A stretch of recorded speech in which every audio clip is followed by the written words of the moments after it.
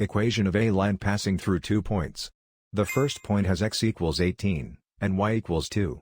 The second point has x equals -21, and y equals 28.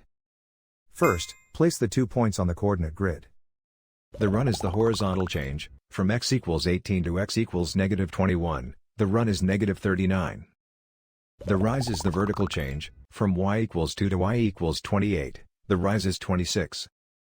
Slope is rise divided by run, 26 over -39, which simplifies to -2 over 3.